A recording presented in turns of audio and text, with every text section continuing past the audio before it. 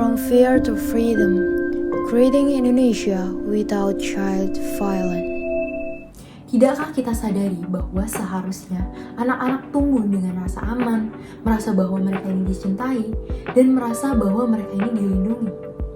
Namun, apakah realita yang terjadi di bangsa Indonesia ini, teman-teman?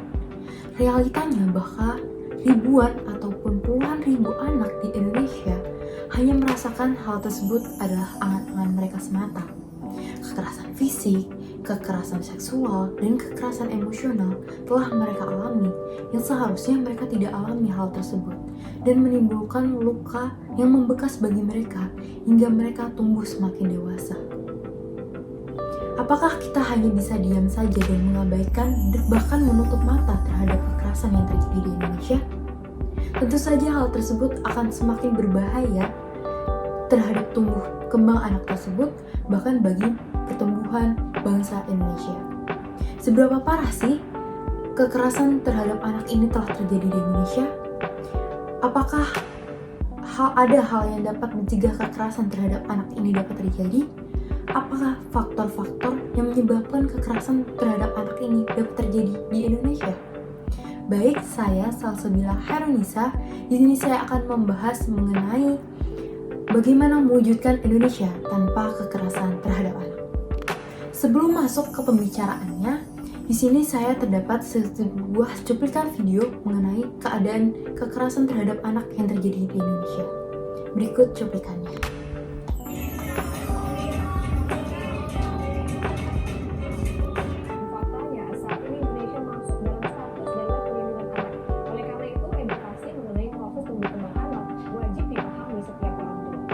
Pekan terakhir, 5 anak meregang nyawa di tangan ayah kandungnya. Dari cuplikan tersebut terlihat bahwa Indonesia ini telah darurat kekerasan terhadap anak. Bahkan KPAIU pun telah mengatakan bahwa Indonesia darurat kekerasan terhadap anak.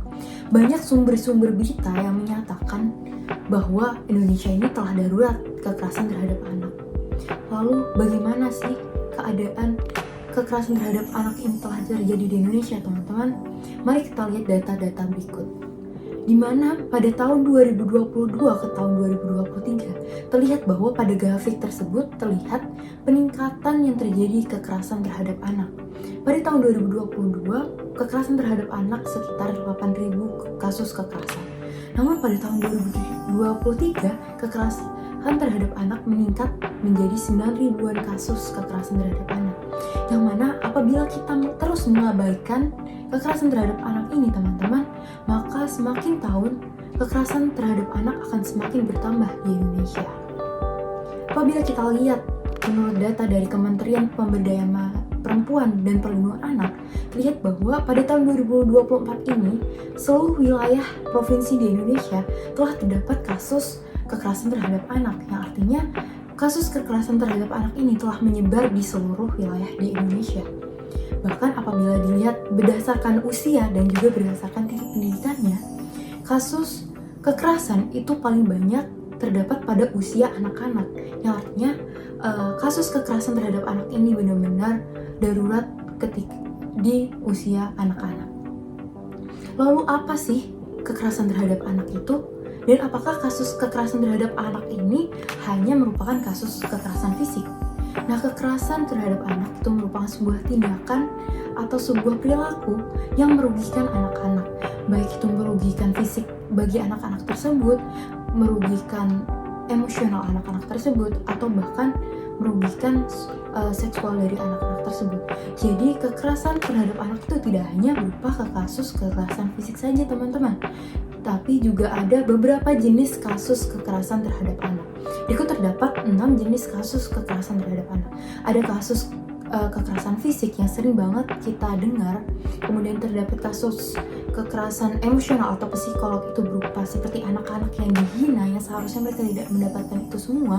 Kemudian terdapat kasus kekerasan seksual, di mana kasus kekerasan seksual ini merupakan kasus yang paling banyak terjadi di Indonesia.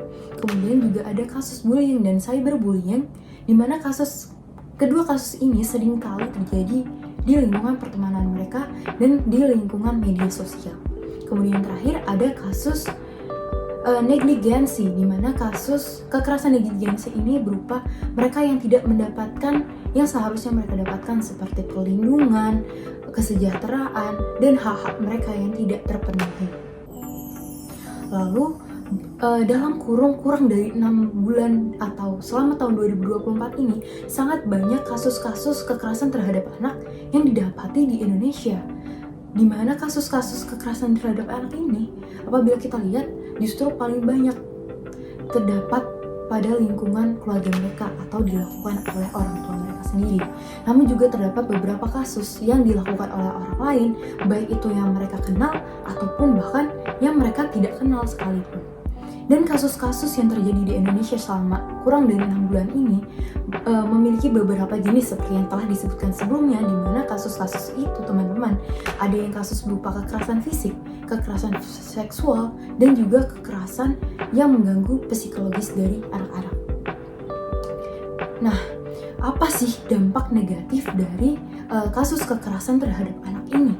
Di mana tentu saja kekerasan terhadap anak ini dapat mengganggu berbagai hal yang menunjang masa depan mereka.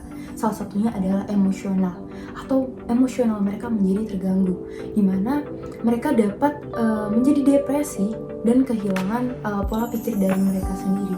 Dan mereka selain itu mereka juga dapat kehilangan jiwa bersosialisasi dengan orang lain karena mereka memiliki trust issue atau kehilangan kepercayaan terhadap orang lain karena mereka telah mendapatkan kekerasan yang telah mereka alami sebelumnya.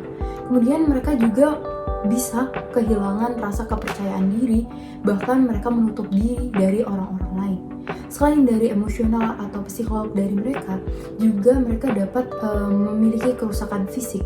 Kerusakan fisik ini biasanya terjadi apabila anak-anak tersebut mendapatkan kekerasan fisik ataupun kekerasan seksual.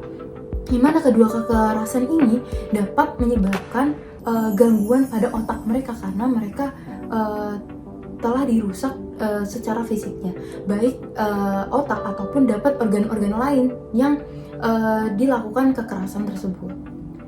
Nah, bagaimana kekerasan ini dapat terjadi? Apa faktor-faktor yang menyebabkan kekerasan terhadap anak ini dapat terjadi? Banyak sekali faktor yang menyebabkan kekerasan terhadap anak ini dapat terjadi, terutama pada lingkungan garis terdepan atau keluarga mereka sendiri, di mana seperti orang tua yang memiliki kelemahan dalam perekonomian atau terdapat permasalahan dalam perekonomiannya, hal itu dapat menjadi salah satu faktor kekerasan anak dapat terjadi karena orang tua yang melampiaskan yang seharusnya tidak mereka lampiaskan kepada anak-anaknya.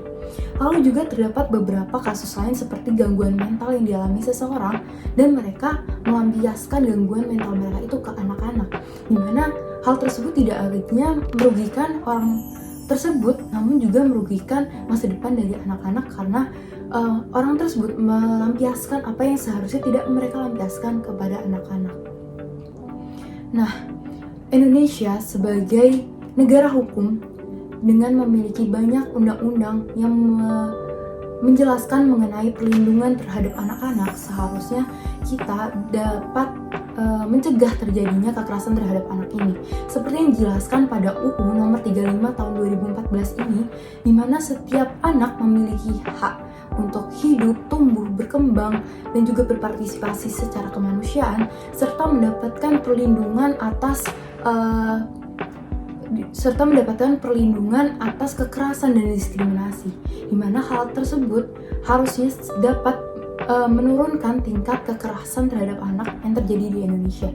Banyak pihak yang seharusnya dapat mendukung terhindarnya atau mencegahnya kekerasan terhadap anak ini. Nah, apa sih pihak-pihak tersebut? Yang pertama, pihak tersebut adalah orang tua, di mana orang tua ini menjadi garda terdepan yang selalu bersosialisasi dengan anak-anak mereka. Mereka seharusnya memberikan kesejahteraan dan perlindungan kepada anak-anak mereka, memberikan contoh atau peran yang baik kepada anak-anak mereka, sehingga anak-anak mereka dapat bersosialisasi dengan masyarakat dengan baik dan dapat terhindar dari kekerasan-kekerasan lingkungan yang terjadi. Kemudian yang kedua ada tenaga pendidik. Tenaga pendidik ini baik guru ataupun dosen, di mana tenaga pendidik ini dapat mencegah terjadinya bullying atau cyberbullying yang ada di lingkungan pertemanan anak-anak, di mana dengan terhindarnya bullying ini dapat menghindari anak-anak dari kekerasan bullying yang terjadi atau kekerasan fisik dan juga mental yang terjadi di anak-anak. Selain itu, guru dapat memberikan hak-hak belajar agar anak-anak mendapatkan hak belajar dengan nyaman dan aman di sekolah. Kemudian juga ada tenaga kesehatan. Tenaga kesehatan ini dapat membantu untuk memberikan penyuluhan kepada orang tua maupun tenaga pendidik untuk dapat menjaga kesehatan fisik dan kesehatan mental bagi anak-anak. Dan juga tenaga kesehatan ini dapat memberikan penyuluhan tentang pentingnya menjaga kesehatan anak-anak dan juga dapat membantu bagi anak-anak yang telah mengalami gangguan mental untuk sembuh dari gangguan-gangguan mental tersebut dan dapat beraktivitas sedia kala juga. Kemudian ada pemerintah, di mana di Indonesia sendiri terdapat KPAI yang membantu untuk menekankan perlindungan terhadap anak-anak. Kemudian juga dapat membantu untuk terus menggalakkan penyuluhan untuk mengurangi atau mencegah terjadinya kekerasan terhadap anak. Dan yang terakhir ada masyarakat umum, di mana masyarakat umum ini dapat membantu penyuluhan apabila mereka melihat sebuah kekerasan terhadap anak di jalanan atau di lingkungan sekitar mereka dapat membantu untuk mencegah dan membantu menegakkan hukum juga dengan melaporkannya kepada pihak-pihak terkait. Dan masyarakat umum ini juga dapat membantu untuk mencegah terjadinya kekerasan pada anak. Bagaimana masyarakat umum ini dapat membantu penyuluhan untuk mencegah kekerasan pada anak? Nah, terdapat beberapa hal yang dapat dilakukan. Yang pertama dengan melakukan penyuluhan. Nah, penyuluhan yang pertama ini dapat lembaga-lembaga lakukan dengan melakukan penyuluhan terhadap orang tua dan tenaga pendidik. Kenapa kepada orang tua dan tenaga pendidik? Karena mereka merupakan garda terdepan yang selalu bersosialisasi dan langsung berhubungan dengan anak-anak.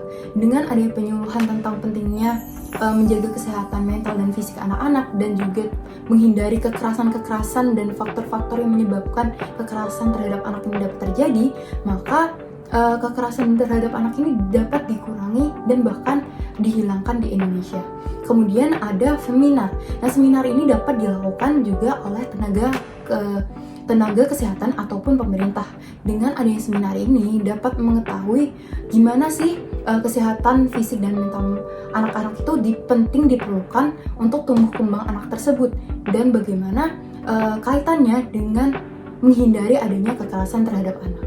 Dan yang terakhir, karena dunia ini sedang berkembang teknologinya dengan pesat, di mana hampir seluruh masyarakat itu menggunakan media sosial. Maka dengan media sosial ini, masyarakat dapat